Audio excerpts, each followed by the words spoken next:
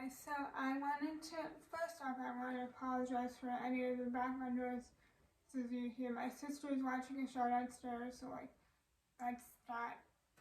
So if you hear that, I'm sorry. But for this week's video, I thought it'd be fun to do like a backspin pump story time because a lot of you asked for it, and I have a very important appointment coming up in a week from when I'm filming this. So basically, if you don't know what a Bacolfen pump is, it's a medication for people with CP. It's a medication that they can take to help relax their muscles, because sometimes muscles are really tight. Mine in specific, or could be really loose, but mine's really tight, so they want to loosen the muscle up. And I've been taking it. I have taken it since like 5th grade, and I'm in my early 20s now, so yeah. But anyway,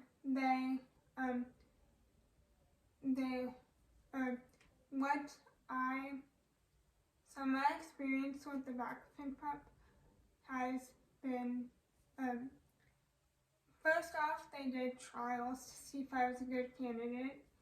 And I remember, like in the trials, you do physical therapy, they test you for physical therapy to see how much, the trial's 2 days. So on the first day, they test your muscles, do like the typical physical therapy stuff, evaluation, and then they take you back and inject you with, make a small little injection in your back, and that small little injection has the Bacolfen medicine in it. Now, from what I remember from the trials, you have to lay flat on your back, or they had me lay flat on my back for a couple hours, and then they tested me again, did the physical therapy evaluation again to see if it worked, and had me walk around.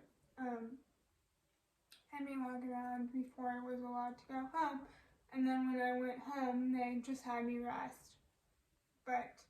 So that's I had to do that twice, because the first time, I just had to go through that twice, for insurance purposes.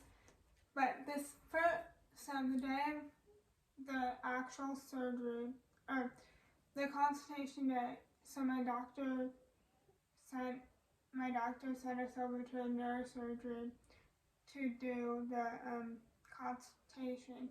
And we did the consultation, and in the consultation they had me do x-rays. They had me walk around a bit, and yeah, I think it was just x-rays that they had me do. But anyway, because they had to do x-rays because I had the selective dual psoriasis when I was younger, which I have a video coming out about that. But I had the selective dual psoriasis and when I was younger, and so they wanted to make sure, the neurosurgeon wanted to make sure the other surgeon that did the surgery put the bone in the correct spot, which she did, thankfully. I knew she would anyway, but that's besides the point. So the other thing is, so the day of the surgery came, so I had the consultation with the neurosurgeon on, my consultation went fine. He said I was perfect candidate for this type of surgery, blah, blah, blah, blah. And it was actually funny because the first time so I went on July 1st, and July 6th of 2015, I got the surgery, so not long after I went in for the consultation. And that's only because the surgeon had a cancellation for that day. So they asked my parents if they wanted to move me up, and they said yes. So I got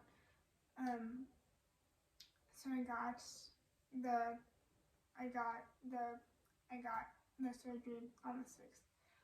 But it's really funny because the pump they actually put in is the size of the hockey puck, and they shall be at trial, so I know it is, and I wish I had something to compare it, but I'll put a picture of the pump right here, so that way you can see it if you want to, or just look it up.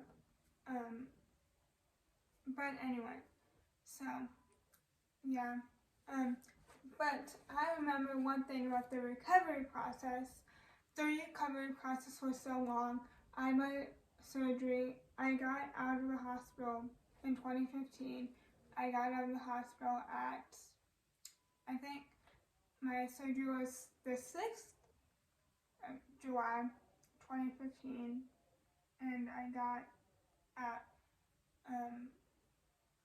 out when on the 11th, July 11th.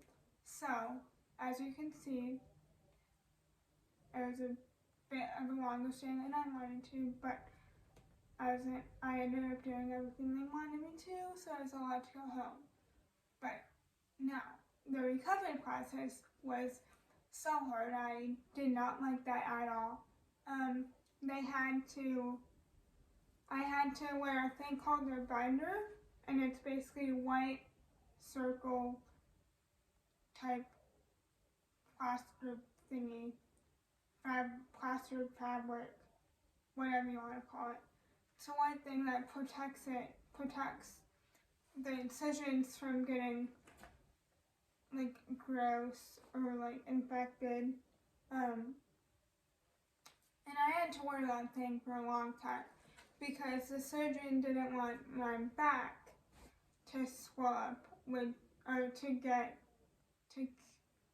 he wanted it to be flat, and it was staying, like, it kept swelling up or staying big or whatever, and he wanted it to go down. So he said, okay, leave the brace on for extra days. Come back in like 2 months. So we came back in 2 months to see if it had gone down. And of course, with my luck, it hadn't gone down, so he wanted to. So I got and it was just a whole process of going back and forth. So when I had the surgery, it was July. I didn't stop going there April, I think, of the next year. And one of the things, so I have scoliosis, and one of the things they want to make sure in kids with CP, it's more common in kids, I guess, with CP, or people with CP, scoliosis is, but they want to make sure that it's straight, your back's straight, obviously, but they don't want to make sure that, they want to make sure the catheter is stable. So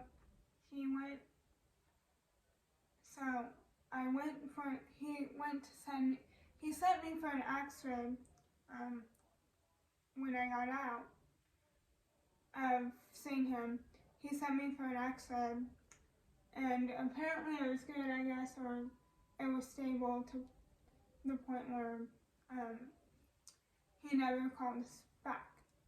But if you have any questions, leave them in the comments, and I will try to answer them, or I can answer them in a video, or just regularly in the comments. But that was kind of it about my Bacolfen pump experience. And like I said, I have a big appointment coming up next week, and I will be vlogging as much as I can of that. When I can.